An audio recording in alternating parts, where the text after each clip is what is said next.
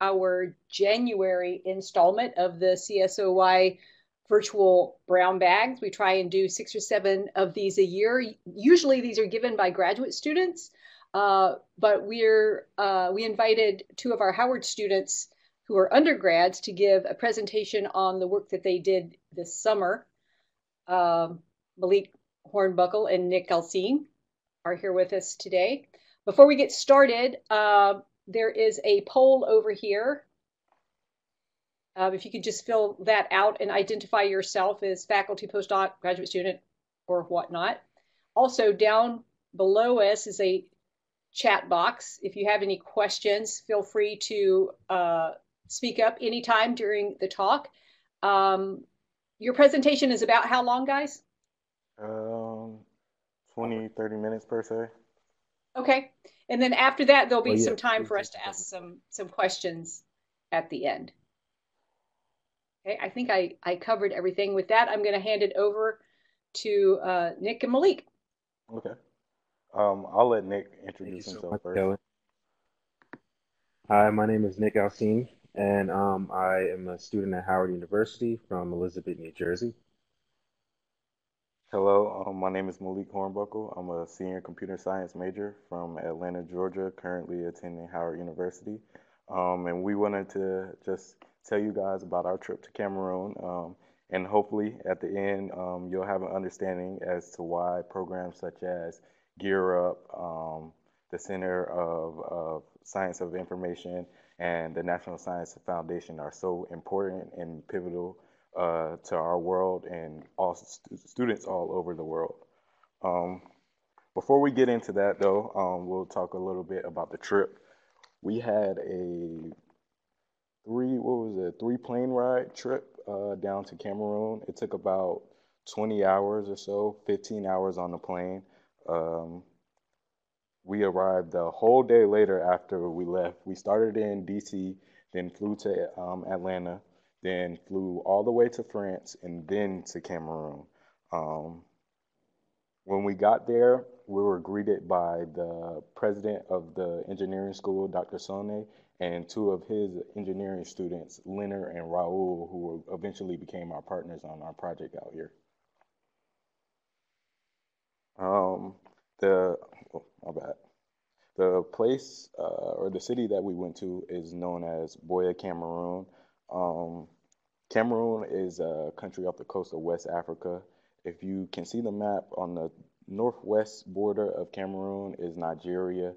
To the northeast is Chad, and below is Equatorial Guinea.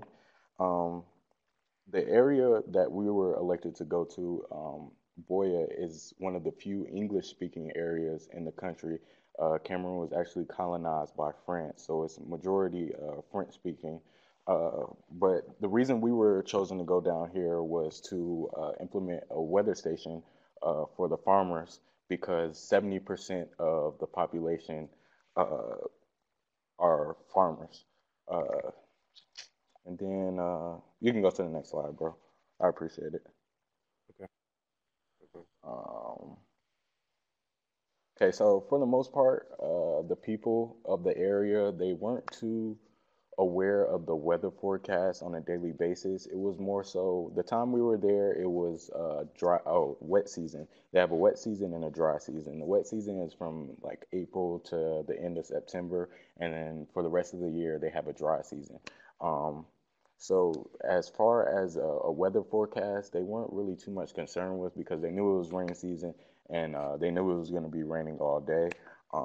The people of Cameroon, not everybody has access to internet, but the ones that do have access to internet, they pay for their data almost the same way we used to pay for our minutes back in the early 2000s. So it's kind of as you use it, you're paying for it.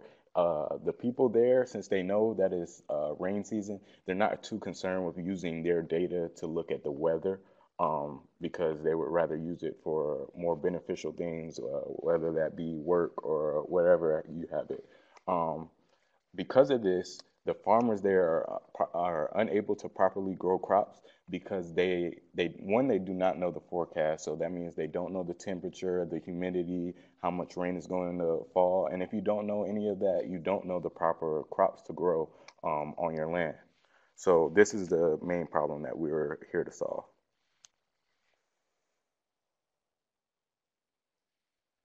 So as Malik was saying, we identified the current problems in Cameroon to allow us to basically find a solution, which was to design a weather station to allow the people of Cameroon, specifically farmers, to be able to utilize this weather station to maximize crop production. So, so here is a slide basically detailing all the current problems that were faced. As you know, Cameroon does not have any weather data, no weather stations, no place to just find out what the weather is, what the rainfall may be, et cetera, et cetera. So they also need a portal or database to be able to access the data that basically explains, what the weather is that day, or what it was yesterday, what it was, what it will be tomorrow. Um, so these are the current problems that farmers face. They are producing crops off of basically just looking up to the sky and kind of, in a spiritual aspect Hmm. to figure out, okay, I'm going to produce this crop or I'm not going to produce this crop. So, understanding the problems allowed us to understand what the solution would have to be. So, hardware wise, we made sure that our weather station was able to read temperature, read relative humidity, um, wind speed, and wind direction. So these are like the basic components of a weather station. And we also wanted to make sure that our solution has a database where we can intake all of this information so that they can be able to analyze it and access it whenever they want. And that was a major importance to them because, if you do have internet, you are able to um, download an application or go to a website to find the weather. Um, but it's not accurate and it's also not theirs. It's not their own database. So that was a major importance for them to be able to have their own database, their own readings, and most importantly, accurate readings. Where if they do have a remote weather station, their readings will be a lot more accurate than any other company. So here's a slide basically explaining us using MySQL for the database that intakes all this information. And we use Checkpoint to secure the database so nobody can interfere or manipulate the information. And our web portal, we use HTML, CSS, and JavaScript, which was actually created by Maalik. Um, okay, so we decided it would be best to split the problem into two pieces: the software and the hardware. So me and Leonard, my friend from Cameroon, we took the software side, and Nick and Raul, our other friend from Cameroon, took the hardware side. So our job was to focus on security. With that being said, their main focus with this database was that nobody else could come in and manipulate the data from them. Um, they understood that things like weatherchannel.com and then other weather stations, AccuWeather, existed, but their main concern was that one day, say if we go to war or there's some country conflicts, then they will be able to cut the weather data off to Cameroon and they wouldn't have access to it. So their whole thing was that they wanted their own and they wanted it to be secure. So me and Leonard focused on setting up the Linux server. We use Ubuntu, which is a Linux operating system. And then we installed the firewall, which is produced by a company called Checkpoint. A firewall basically monitors what goes in and out between the server and the weather station, so nobody can manipulate the data or retrieve the data.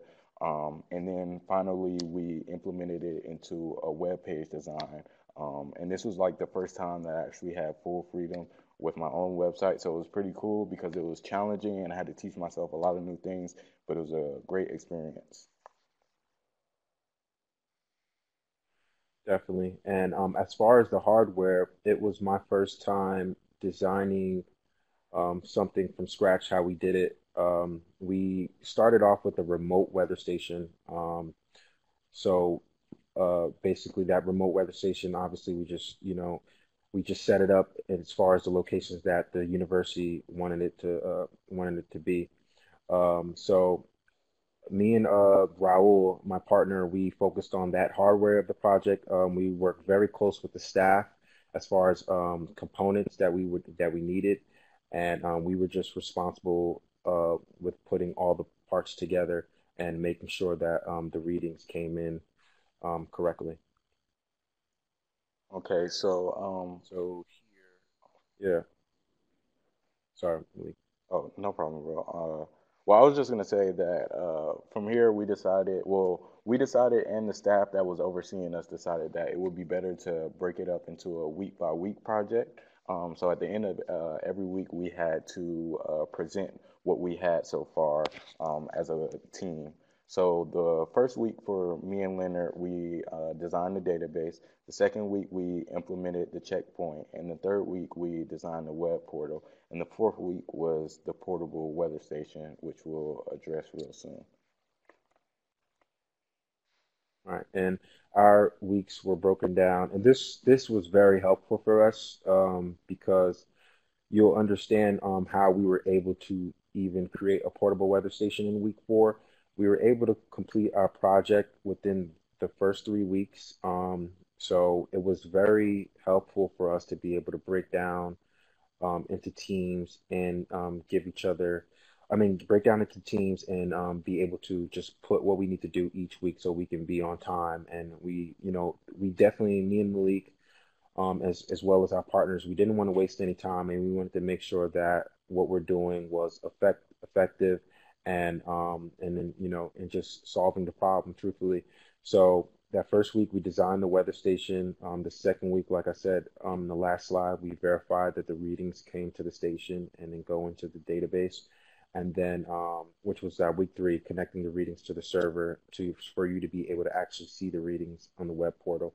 And then our last week, um, we worked on the portable weather station. Okay, so in our first 3 weeks, we were pretty much done with the project, like Nick said. But to me and Nick, we felt like we weren't doing enough, or we weren't doing what we were brought there to do, and that was to innovate and actually help them as a third world country. We're trying to help them innovate and to things that will actually help them and their people. So. At the end of the day, we had to sit back and we realized that we were basically building another weatherchannel.com. But at the same time, our weather data will never be as accurate because to predict weather, you need things like weather balloons and weather stations in space and whatnot. So we decided that it would be better if we took the readings from weatherchannel.com, used the API that they have online to get the forecast for future weather and even compare the past weather to the weather readings that we already had. Um, so basically, we're not at that point. We decided we're not going to compete with weatherchannel.com. We're going to use their resources and innovate on top of that. Because what at the end of the day, what we were doing was not necessarily helping the majority of people in Cameroon, the people that did not have access to internet on a frequent basis. So we had to kind of brainstorm on what we could do to bring in a solution to the people that did not have the internet resources. So we went and sat down with Dr. Sone, who was the head of the engineering department, and we told him, how we felt. And as students, we really wanted to come here and do something that was beneficial to them. At the end of the day, we know that we went to Cameroon and making a weather station would be great on our resume, but it's not about our resume. It's actually about helping them advance as a people. So that's what we brought to him, and he told us, run with it, find something, find an idea, come back to me, and when you do, we have this last week, and we'll try to implement whatever you guys decide to do.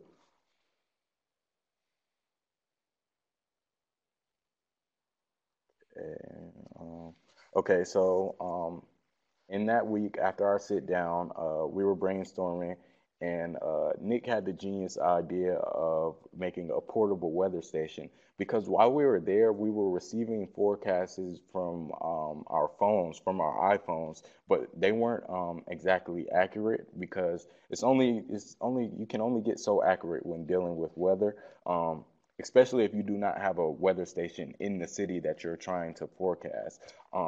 So we thought it would be a good idea to make a portable weather station that farmers can have on their farm who don't have internet at home or don't have a daughter who's in school that's able to go look at the readings every day and come back. And the internet station that we were making uses radio services that connects from the weather station to the portable weather stations and gives the readings of the weather at that time. So regardless of internet connection, the farmer will be able to have access to the weather readings.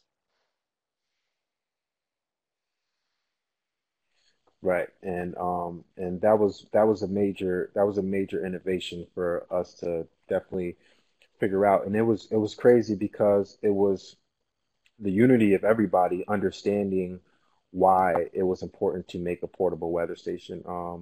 And just speaking to the faculty, you know, their whole thing was, because at first we had to tell them that we were going to work hand in hand with a company like Weather Channel or any other weather entity. And at first they didn't really understand what we were proposing, but we were basically saying that through our weather station now, we can get accurate readings for today, but we can never tell you what the weather will be tomorrow. And that's because we don't have the resources like these other companies.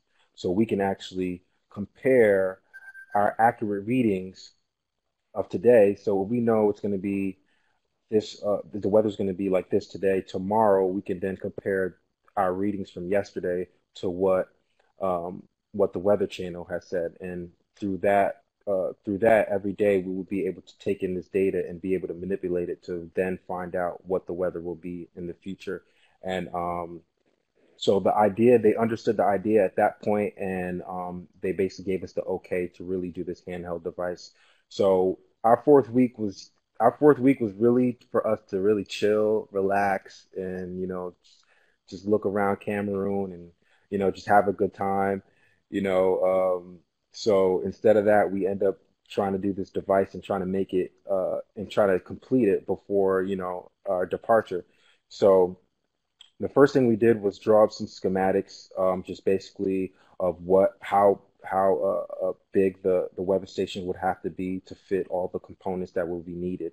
And it's interesting because our actual remote weather station came out to be about $350, 300 to $350 if I'm not mistaken.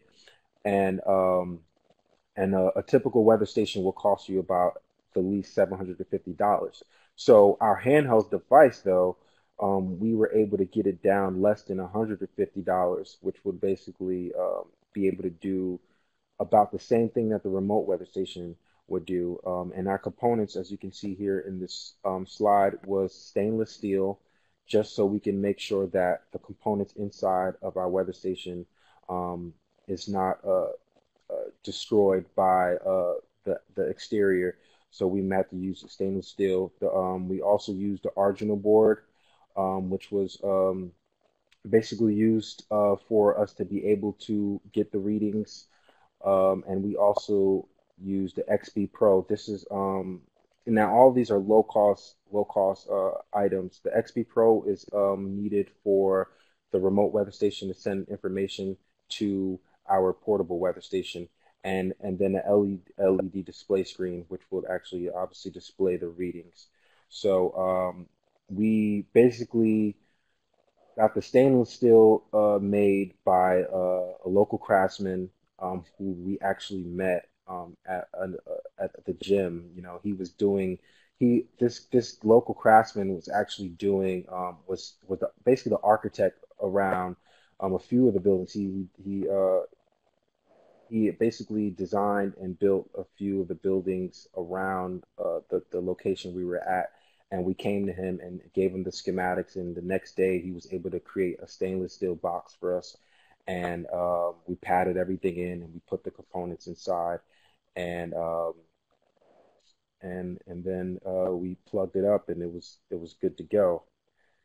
And so to conclude that project, we had completed a weather station, a fully working weather station, a database that actually was able to store all the information from the readings, a web portal where you can actually see the readings on the website of the university, and a handheld device where farmers are able to bring this device with them to work or even at home just to know the weather um, currently, and what and any other information that's needed. So this was very important for all the farmers to be able to use this information, because now they will be able to know what to produce and when to produce it. And it's just the beginning. We use low cost items to produce a prototype, and in the future, we would hope to maximize the capabilities and be able to teach, farmers, or even people that live in Cameroon that would like to be farmers, because you have to understand Cameroon is their main economic, you know, the majority of their revenue and their money comes from agriculture. So um, this is a huge gap that we were able to fill, and with more time and attention, we can, do great for this country. So that's basically, our implementation for the solution. Before we get to the pictures, bro, And here can we you just have a talk few. about the Yeah. interview real quick? Oh, yes, yes, yes. How can I forget about that? So we actually do have a documentary that you guys can see after questions and after all of this, basically showing this interview. So, this last week we went really hard, try to get this portable device completed, and we were successful. And about 2 days before our departure, um, we got in contact with a radio station, the biggest radio station in Cameroon, and through Dr. Sone. And I got on the phone with him, me and Maalik, and we basically told him we have this portable box that is a great, invention and a great innovative solution to Cameroon's agriculture problem, and even with the remote weather station, just our entire project, we felt like it was great news and something great for us to speak about and talk to the representative at the radio station. And he was just so excited about what we did. He was just amazed and surprised, and he invited me, Malik, and our two partners, along with Dr. Sone, the director, and interviewed us for about 30 to 45 minutes. And he was just so enthusiastic about what we've done, and how we did it. And he's certainly waiting, as far as especially the weather, the radio station that he works at. Obviously, they also run TV as well, so they were interested in allowing us to broadcast our readings on their networks. So this is an opportunity that we should definitely take advantage of in the future, to officially be able to broadcast weather readings. And it's honestly on the behalf of, the the National Science Foundation and the other supporting organizations that allowed us to go out there and just go beyond, what they've asked us for, and it was an opportunity that we are thankful for and grateful for, because we learned so much about ourselves and the people that we work with. And we certainly would love to go back and do more great Most work. definitely. So that actually, yeah, that actual interview, we have the full interview that should be available soon. And we also have a documentary available right now that just basically shows basically some scenery like these. We actually brought a drone out there, so we got some aerial shots all over Cameroon, Boy in particular. We got some drone shots, some GoPro shots. We were able to document the entire process of building the prototype, and and just this beautiful scenery of Cameroon. It's a beautiful country, one of the safest places I've ever been to in my life. We've never had any altercations or even seen any altercations, not even an argument. So it was just a beautiful, peaceful, humbling time. And here's just a few. Is this? Yeah, this is the biggest Yeah. mountain in Cameroon right here, right next to the university. And here's a picture of soldier right in front of I believe where um, the president is of the country. And there's This Malik is right at the there, tea posing. plantation. Right, the tea plantation. And this is me and Malik. And this is actually a full picture of our group. There's a picture of us on the interview, which you'll be able to see the full And the weather video. station is on the table. And this interview basically, the weather station is right there. I actually do have the weather station. Malik, I can hand the mic to you, and I'll grab it real quick, just for anybody to see it. The prototype, the first Okay, prototype that we had. no problem. I see Kelly said, did you say early in the presentation that the farmer's daughter had to check the weather station did? Okay, yes, I did. So before this weather station was really implemented, the way that farmers would get their data, well, some of the farmers, if they had family members that traveled to the city, or maybe a daughter that, or daughter or son that was a student at the school, they would have them go to the school, log in to the internet connection, and check the weather readings, and then come back home and tell them what it was.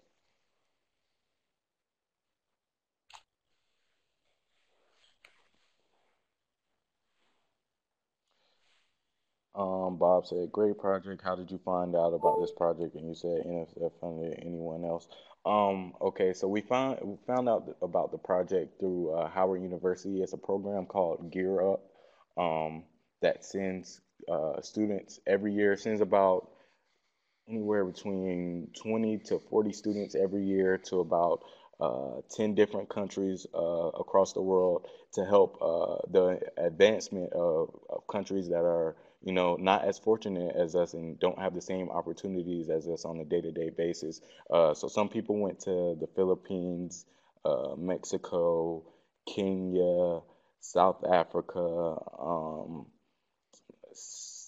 can you think Romania, just to name a few. Uh, NSF did fund it.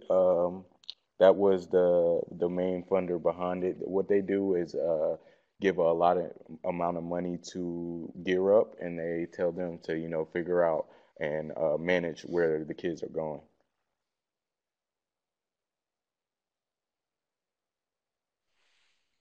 Here's actually the prototype. So they allowed us to take the prototype for us. We actually ordered enough parts for them to create 10 more weather stations.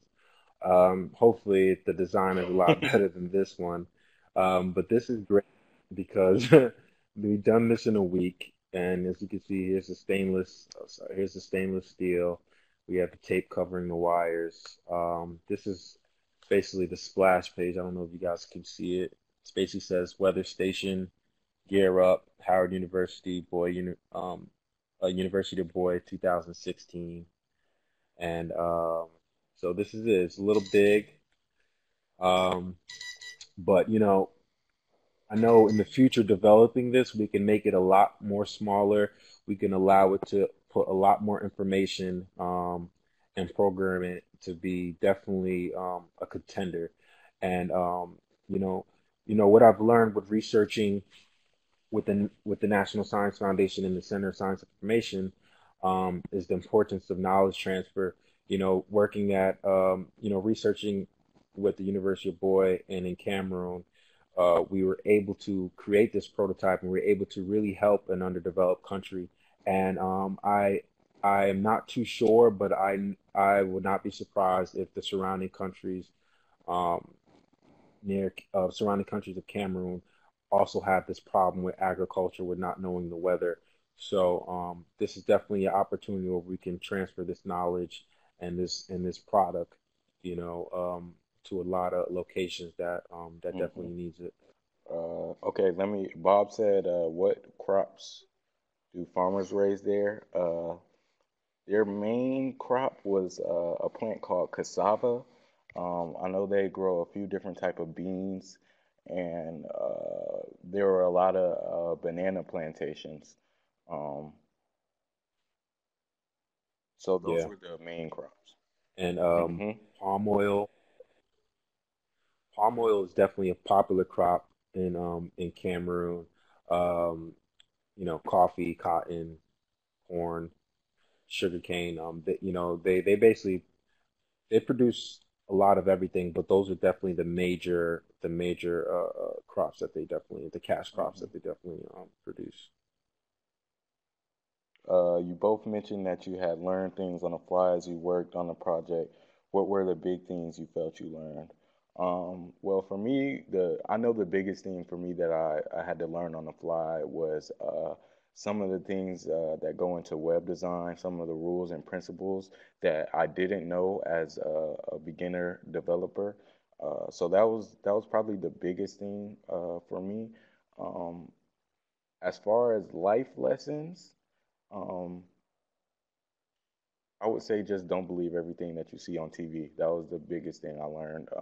Even not even on TV, the research that we were forced to do for Cameroon before we went to, even through all the pictures and Google and documents that I saw, nothing really showed me the Cameroon that I experienced for that 30 days. It was a beautiful place, filled with beautiful people, and I wouldn't really trade it for the world.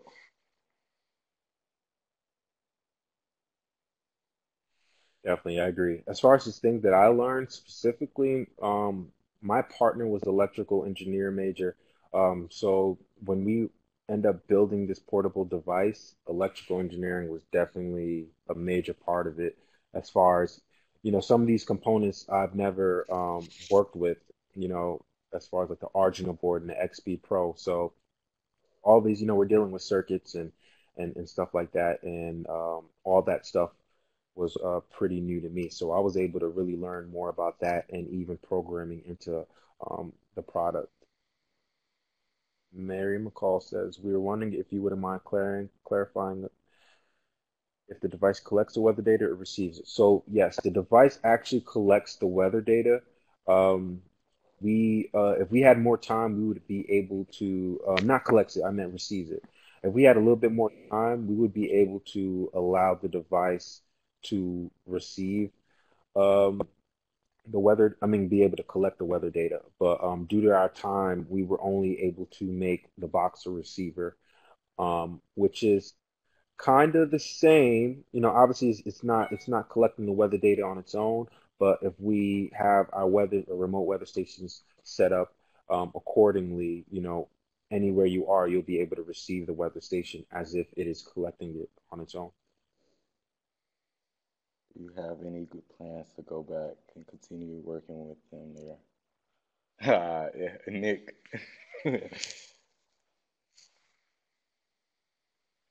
I definitely want to go back. We have tons of cool ideas on because you got to understand. I guess we're just so blessed to be able to just click on the TV or go on a website and just look at the weather, so it doesn't seem like a huge thing, but it's such a huge thing, where talking about the population of Cameroon do not know the weather. They don't know what to look at to find the weather, and they don't own anything that that tells them the weather. So this is a major, a major issue and a major thing. I can imagine if we put up an LED screen in a major part of Boy and you're driving by and you're seeing the weather, it would freak people out. It's like, wow, all these times we've never been able to see anything like this.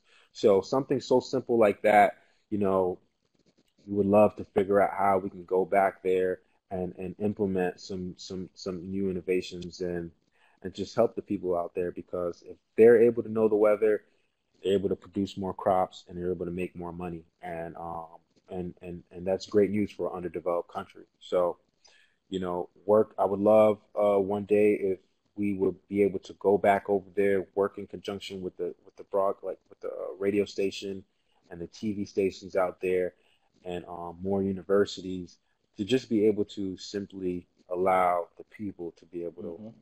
know what the weather is. And we can see how really good. Good to hear from you, Brent. Thank you so much. Thank you, Brent. Definitely. Yeah, it was definitely great meeting you You mentioned the in gym. DC. What else did you You mentioned the gym. What else did you do while you were there besides work? do? Eat. um, yeah, I was going to the gym a lot, but besides the gym, we were eating a lot. So Cameroon got the freshest fish. I love fish, so I was eating fish almost every day. They also had this tea that is they sell at the supermarket. One of the chiefs told me that it was like the best tea in the country, and it really was so good. We were able to go to a lot of different locations around Cameroon. We were invited to different tribes by chiefs, and these type of things, meeting a chief, shaking a hands chief, or sitting down with a chief is a major deal. And we didn't know that until some of like our colleagues would like come like I remember the first time like a chief shook my hand and I didn't think nothing of it and like my colleagues ran up to me like, oh my God, you're gonna get in trouble. I'm like, what happened? He's like, you're not supposed to touch the chief, you're supposed to bow. And I was like, I could have sworn he shook my hand. And they were just so surprised. And then even on the last day, the chief wanted to um, the chief that actually owned the hotel that we were staying at, he wanted to give me a farewell, basically, and basically ordered some food and stuff. So we were eating, and I had told my partner to sit down with us and eat. He was so nervous, like stuttering, like couldn't get any words out, and I didn't understand why. And he told me, he was like, "This that was the first time I ever was able to sit down with a chief." You know what I mean? So things like that was definitely super cool, and that's basically what we were doing besides work was understanding the culture and meeting different chiefs and eating great food. That was my that And was my definitely experience. to follow up what Nick said, this picture that's displaying on the screen right now, this is the Black Sand Beach. So basically, the mountain that we were talking about earlier, Mount Cameroon, is actually an active volcano. It hasn't erupted in like 30 or 40 something years. But the last time it erupted, the lava got into the area where the beach was and kind of eroded all the sand on the beach. That's why it almost doesn't look like a beach at all because it's missing sand. But that's why they call it the Black Sand Beach. So I know for a fact that they told us while we were out there, the United States government had offered to basically kind of liven it up and put some sand out there and change. They wanted some profit from the tourists, but the people of Cameroon declined and they said that they liked the beach the way it was. Um, this picture is from the day we went to the botanical garden. This is the hotel right outside of the botanical garden, kind of bordering the Black Sand Beach, but it was very beautiful scenery. This where Nick took this picture at was the spot of the monument that yeah, exactly, Was it the exactly. memorial? This place is known as the place where they put the memorial for the war that they had between the French and the English, and this is their way of saying that they're making peace. So, like Nick said earlier, the president lives around this area. A couple different politicians live around this area. It's supposed to commemorate peace and unity for the country.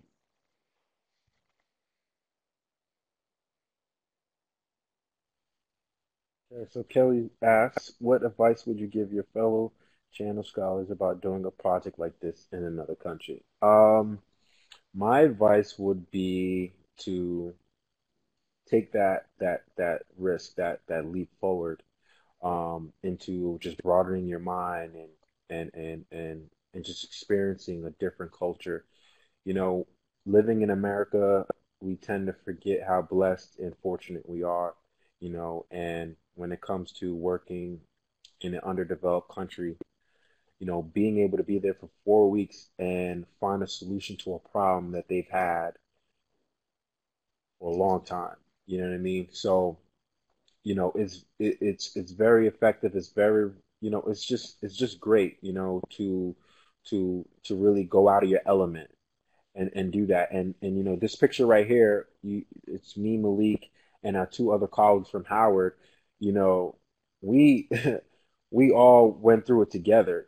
Some of us got homesick, some of us actually got sick. You know what I mean? And it's just the experience. It's just all about just being able to understand another culture, adapt, and being able to provide provide what you know what I mean, coming from our culture, because there's a lot of things that we see and experience that they will never, being where they are. And, and don't get it twisted. We brought in information that they didn't know, and they certainly gave us information that we didn't know. And it was just the collaboration, the unity, you know what I mean, that we've had. And that's the only reason why we were successful in our project. So, I that's my advice, is just, take that leap forward and do something outside the box. Don't get too comfortable, don't get too content. Just just try something new, and there's people out there that really actually need us, really need our minds and our time. So it's an experience that you guys should definitely go Definitely. after for sure. I don't even have anything to say after that. You took all the words out of my mouth, bro. Honestly.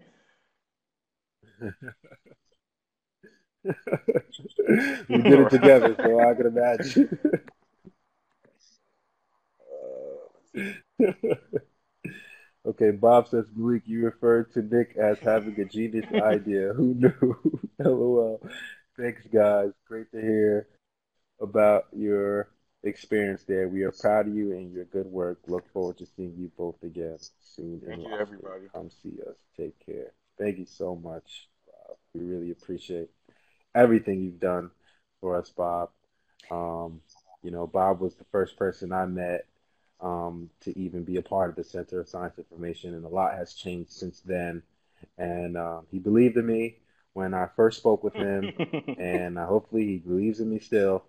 And we thank you, and we definitely thank Kelly for being there, supporting us, just helping us, assisting us in every way possible. Awesome. She's so great, so awesome. Thanks, Can't say guys. anything bad about her. She's just and just meeting you guys in DC. I'm so glad we were able to meet Yeah, you come guys. That back. was Please come very, back. effective. Just to see the face behind. Definitely come Right. back. We got to see Right. the face behind the keys, and and it's been awesome. It's been Well, awesome, and we're very appreciative of everything. Yes, thanks, Mary Mary. Thanks, Kelly, guys. it's definitely great. I really enjoyed your talk. Thank you so much. And we asked you here to do this because we enjoyed having that conversation at dinner and learning about this the first time around. And you didn't disappoint. Thank you so much. If there are no other questions, I'll remind you that the next brown bag is February 16th with Christine Quang from Berkeley. She's a graduate student there. And with that, we will, oh, one more thing. If you've not filled out the poll right here, please identify yourself, faculty, postdoc, whatnot. That would be helpful to us. Thank you, everyone. Thanks, Maalik and Nick. Good job, and we'll see you next time. Thank you for having us.